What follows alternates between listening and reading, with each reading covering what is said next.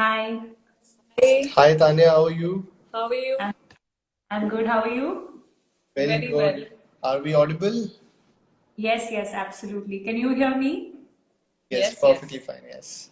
Okay, great. Thank you so much for being a part of the A-Class Let's Talk Design series. And it's an absolute pleasure to speak to both of you. I'm going to just quickly introduce you both, although you don't need an introduction, but we'll introduce the studio. Helmed by Survi Singhal and Dipanshu Arneja, New Delhi-based Sian Architects is a personal incubator for architectural expressions. As a firm, they are inherently attuned to crafting immersive, functional, and authentic spaces, often achieved within stringent time and budget constraints. Since its inception in 2018, the body of work has continued to include a variety of residential, commercial, and institutional projects. It's an absolute pleasure to speak to you both, Surbi and Dipanshu. Thank you. I love talking to first where there are two people, so it's a great dynamic. Thank you so much. Thank you. Thank Thank you you. for your very kind word. And thank Um, you for having us. yes. Yeah. We are talking about experimenting with stone to create contextually and culturally appropriate places. I hope you're familiar with the format. We'll have a quick 5 to 6 questions. In case there are any questions from the audience, do drop in your messages at the bottom. Yeah, we'll try and keep it to less than 30 minutes. Yeah. Okay. Okay, thanks. So my first question to you is, how are the ways, I mean, what are the different ways in which you have tried to use stone to create contextually relevant spaces? Mm, Basically, I think you're already aware of the fact. I think everyone who is also attending this knows that stone is a very versatile material. Versatile as in not just aesthetically, but also its composition. So from material start to material end, it's the same. If you cut it, make grooves in it, chamfer it, play with it, it's going to give you a homogeneous look, which is probably why it is so extensively used now and also has been used traditionally.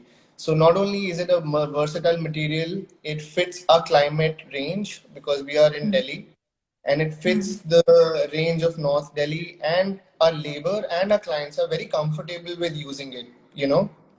So it almost becomes a very organic choice for us to bring out our designs.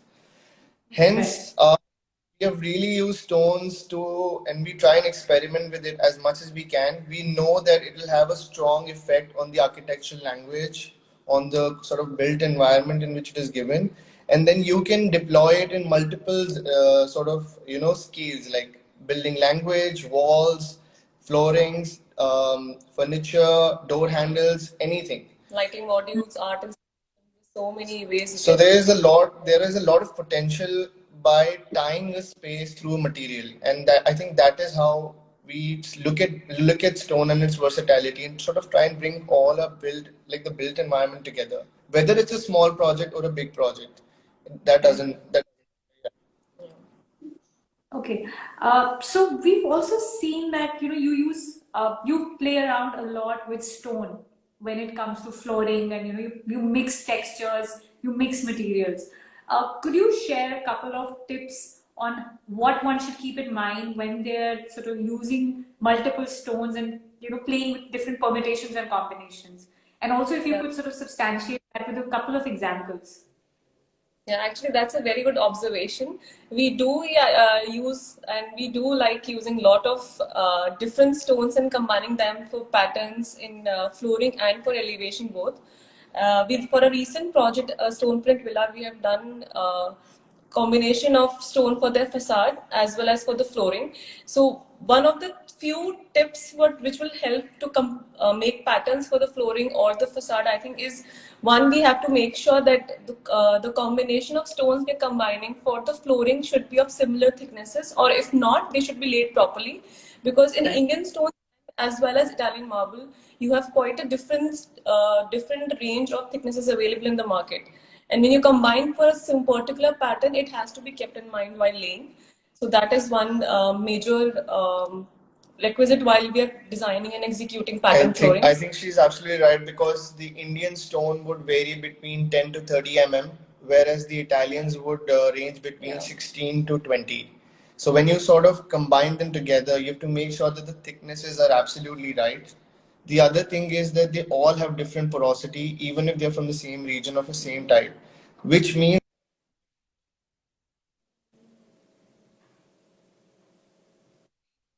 is it better? Yeah, it's Um, fine. It's good. it it means that if they have different porosities, they're going to age differently.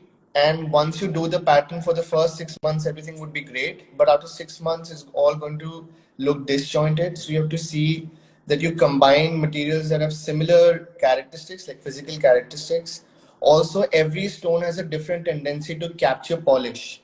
Some will be very glossy, some will be matte, some will be dull. So you have to, and polish would wear off after some time. So you have to be very careful when you combine and make a pattern that not only are they physically they are of the similar attributes, but also when you lay an external layer, it captures that correctly. It There's should, in the end, it should look like one big pattern floor, yeah. not like different stones combined together, even if it is like that. Because whether or not you agree with it, stone is considered, whether it's cheap or it's very expensive, it's considered as a very important investment in an architectural sort of cycle. So clients are very, very particular about the fact that they're going to invest in something is going to age well. And one of the biggest strong points of stone is its durability. So while combining or making a pattern, you have to make sure that it ages well, sits well together. The joints are clearer. If you have a very peculiar flowy pattern, you go with a softer stone, and if you have a rigid, you can combine it with a more sturdier material, and also combine the two. So that's sort of how it is. Can you tell us one time? Can you talk about one time when you combined two very contrasting stones together, and you were also surprised at the results that you achieved? For a project like Surbi was mentioning, it's called the stone print, basically, because the entire facade is wrapped with the printed sort of look, like a stamped stone. And the client was very particular of using color gold or color yellow in the elevation. It's a very striking choice from a client to come, and we did propose a lot many options to sway him, but he didn't deter. He really wanted to stick with it. And that is when we had to combine stone from one region, which was in South India, and then with a region from Rajasthan, combine resin to it and make gradation of different stones on the entire elevation. There were three kinds of stones that we used. One is an Indian one the Italian one for the base, because Italian has a very clear finish, and then we use resin in the pattern. So if you go to a social media, you'll see how it looks like. We're also due releasing that project, so you'll know what we're talking about, how it all comes together. It's Nice. very interesting material. Right. Okay, great. That sounds really interesting.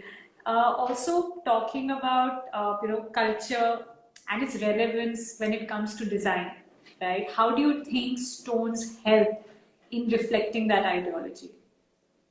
Actually, stone has always been part of our culture. Actually, when you look at the use of stone in architecture, it has been used by various in hotels, in residences, in palaces, in forts. It has been there for quite some time. There are a lot of patterns. There are a lot of ways it has been used. There are a lot of carvings which has been done already. So now, when we talk about stone, we always want to use the same in a different way, so that the project comes out to be unique and doesn't look like a repetitive process, but makes the client and the project to be a very standing out. So yeah, I would just say that it has been part of the architecture and the built environment for quite some time.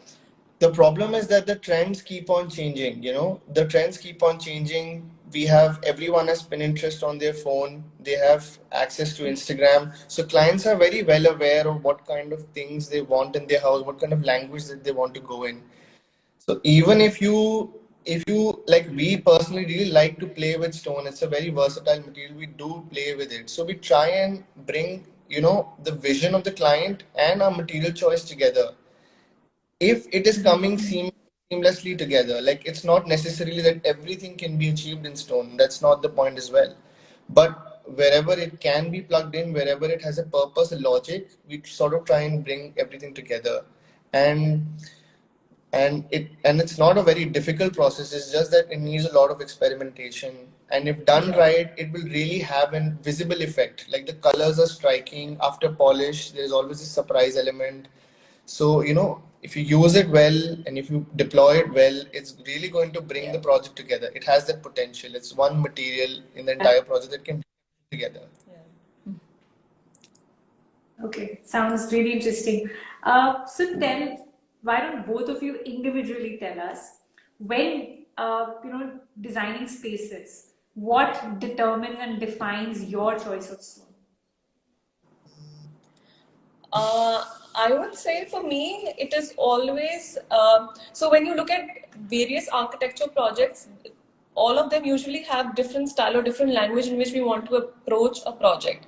So maybe some projects are contemporary, some are traditional, some we completely want to do modern.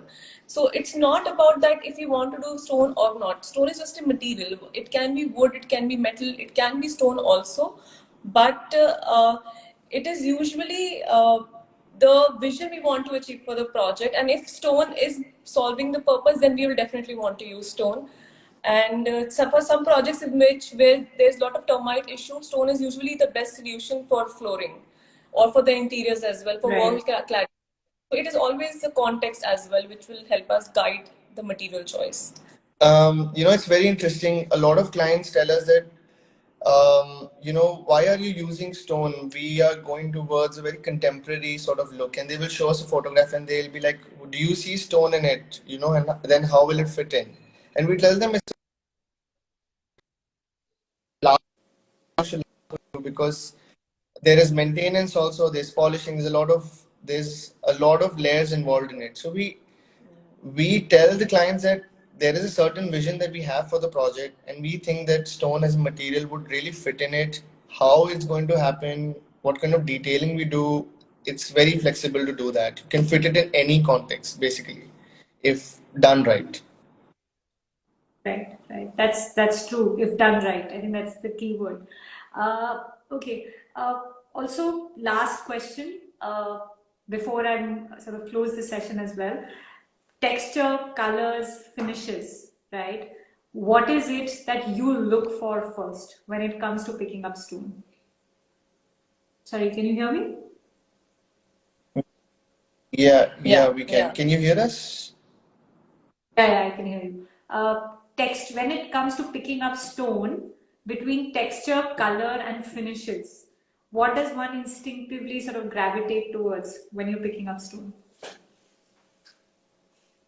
Tanya, I will just say that usually when we are buying or sourcing material and going to stone vendors for sourcing the material, we always have a vision in mind for the design we want to achieve.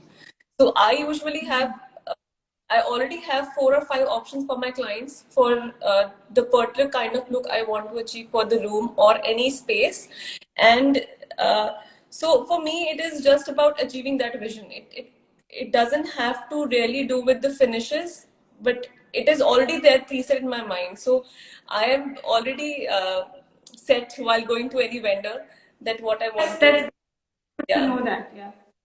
Yeah, but ultimately, stone is a material. It has to blend in with the vision that we have set for a space. The language, color, and aesthetic is one primary consideration, of course. But the thing is that even though there are these infinite numbers of stones that you see in all these warehouses, but when you have to apply it in a special, like in a space, it automatically streamlines itself. If you have to put a stone on the facade, there are only 10 options with, let's say, 10 ranges. If you want to put it on a kitchen top, you only have to go in one niche, let's say granite, or let's say composite, something like that. If you have to put it on the flooring, you have to see if the water is hard. If the water is not hard, then if it's hard, then there are only 5 choices. If it's not, then there are 7 Exactly. choices. So it already has its limitations. But we have been working with stone for a very long time, so we already know that this place only these variations would go, and then we only propose those variations. If we want to really break the barrier, we want to really experiment, then we spend time in innovating it. Let's say, then we take like and it's a very long process, like 3, 4, 6 months, sometimes more. And if we have that kind of bandwidth, we played with it. If not, then we sort of play with the what's available and then make the best out of it. That is how patterns come in, because then every stone can be deployed in a very unique way. Sure, sure. Okay, thank you so much. That was super useful actually. We also did not ask you a lot of other questions, but we only have a limited amount of time. Last question to you both, again, individually. If there was one stone that you could think of that reflects your personality and who you are, what would that stone be? One stone, Yeah. specific stone. Any stone, yeah. Any stone that reflects your personality or who you are as a person.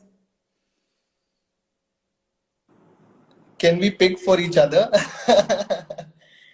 No, I would say That would for be me, nice. it is Yes. I think for both of us, it is definitely any Indian stone. I would say that because in Indian stone, every stone has certain limitations, but with any Indian marble, you can really experiment quite a lot, and it gives you a lot of freedom because it is not very fragile as Italian. So I would say any Indian stone. I would love to work with an Indian stone. I am working on the. We are just about completing stone print, so I am going to say that I identify myself with a stone called flower gold. It's really versatile. It's a lot. It's fun to use, and you can use it like in. Yeah. You can just treat it in like 100 different ways, and Yeah. they all look different. All look pretty smashing. Yeah. I think that's Yeah, also. because you can treat them in different finishes. Like it can be high gloss, it can be matte finish, it can be sand blasted. Yeah. So there are a lot of finishes. Interesting question. I'm going to think about it afterwards. Okay, thank you so much. It was really nice to speak to you. We're following the hashtag Let's Talk Design. So if there was one thing that you would like to, tell our audience, one statement when it comes to stone, what would that be? I would just say that there's definitely quite a few options.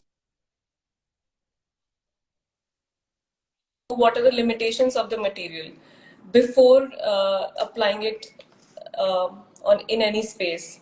So limitations is one thing we should know before we are procuring stone, because it has some limitations definitely, and because if you're using stone and if you're applying that budget to a material which is not very cheap, then it should be durable, and you should know the limitations before applying. That's just. Yeah, I would say that actually, in all honesty, stone is a really fun material to work with. It needs a lot of research, a lot of exploration, and a lot of things would come to you after application as well. So you can go to vendors, go to their warehouses, see how it's done. But if you go in depth of it, it really would change how you look at material effects in a space. It really has that potential. Not a lot of material choices have that. It's not what you see on a paper. It's actually pretty deep. It really goes right below the lines, and once the product is out, it would also make you super happy. At the end, that's what you want, right? You do a good project, and then you're very happy, elated with it, and that surprise element comes with this material. So explore, experiment with it. It'll really bring out the life of the project. Thank you so much. You seem to be really, really passionate about stone. It's really nice. It was really nice to have this conversation with you.